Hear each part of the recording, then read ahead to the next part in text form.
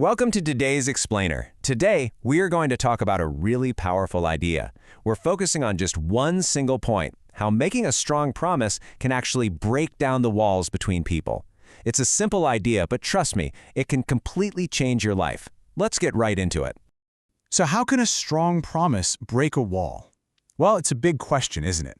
And we aren't talking about physical walls made of brick or stone. We're talking about the invisible walls in society, and even the walls inside our own hearts. To find the answer, we are going to look at an amazing story of hope from South Africa. Part 1. Walls in South Africa.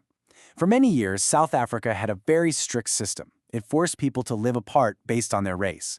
This built huge, deep walls between communities. Many black people were forced to move to a place called Soweto. Life there was really hard, and the everyday rules were just extremely unfair. Looking at the timeline, back in the 1950s, many people were pushed into Soweto by force. They didn't even have the basics like electricity or good roads, but somehow they kept their hope alive. Then, fast forward to 1990. A great leader named Nelson Mandela was finally freed from prison after 27 years. The joy in Soweto was just unbelievable. And then finally, in 1994, the country held its very first true democratic election where everyone could vote. Part 2. Nelson Mandela and peace. During this time of massive change, it was actually very dangerous. But Nelson Mandela wanted peace more than anything. People were angry, and yes, there was fighting. But Mandela did something brave. He called for his people to put down their weapons. He wanted to solve these huge problems by talking, not by fighting. Right after he was freed in 1990, he did something quite amazing. First, he went back to his home in Soweto. And soon after, he actually traveled all the way to Japan to meet with SGI President Daisaku Ikeda. They met in 1990 and again in 1995. They shared a very deep belief in the power of youth and education. In fact, President Ikeda welcomed Mandela along with 500 young people. They both knew for sure that young people are the absolute key to a peaceful future. This quote really shows his beautiful heart. He once said, "I saw essential humanity even in those who locked me in a cage." Wow, just think about that. Even in prison, he found the good in the guards who kept him there. His strong belief in human respect is actually what helped break down those thick social walls. He just always looked for the best in everyone. Part 3. The meaning of Ubuntu. So where did Mandela get this incredible strength? Well, it comes from a piece of traditional African wisdom. It's the core idea behind everything he did. Ubuntu has a very simple but really powerful meaning. It means we exist as humans only through other humans. Put simply, we are never alone. We absolutely need each other. We only grow and become true humans by respecting and helping the people around us. It's a really beautiful way to look at life, isn't it? And this idea of Ubuntu fits perfectly with a wider way of thinking.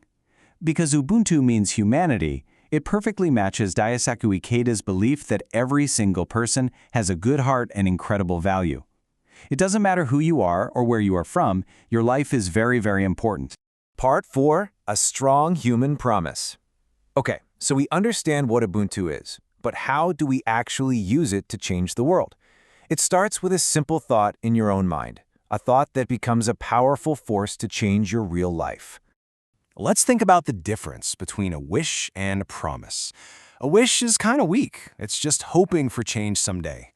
You might think, oh, I hope things get better. But a promise, or a vow, is so much stronger. It means deciding to act right now. You are taking control of your own future today. When you change a simple wish into a strong promise, literally everything changes. First, you break the wall inside your own mind. You stop saying, "I can't." And once that inside wall is broken down, well, you have the power to break the walls in the real world. You start doing the real work to make things better around you. Section 5. Hope for the world.